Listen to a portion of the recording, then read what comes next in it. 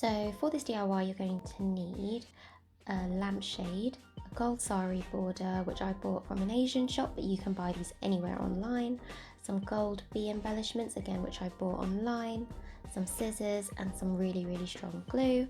But I found that actually Gorilla Glue wasn't strong enough, so I ended up using this fantastic elastic flexible glue, which worked really well.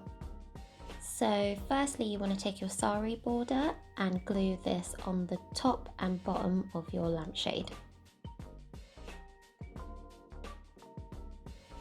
And then next, taking your bee embellishments, you want to glue this all around your lampshade. So I used a mixture of the Gorilla Super Glue as well as the fantastic elastic glue to really hold it down in place.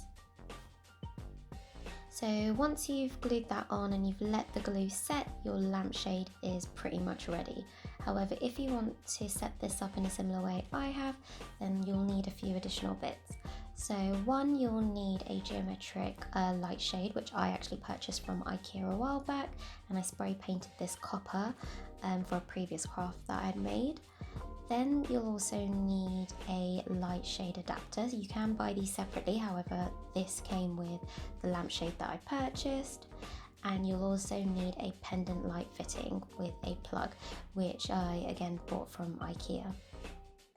So to assemble this, you want to take your pendant light fitting and unscrew that ring that came with it, and then you want to fit this through from the bottom of your geometric light shade through to the top. Then you want to take that adapter with the hooks facing down and place that on top of your light fitting. And then also you want to then next take your lampshade that you created earlier and fit that onto the top of your light fitting. And then finally, to secure it all in place, you want to take that ring and then screw that all the way back on top and make sure that's securely screwed on.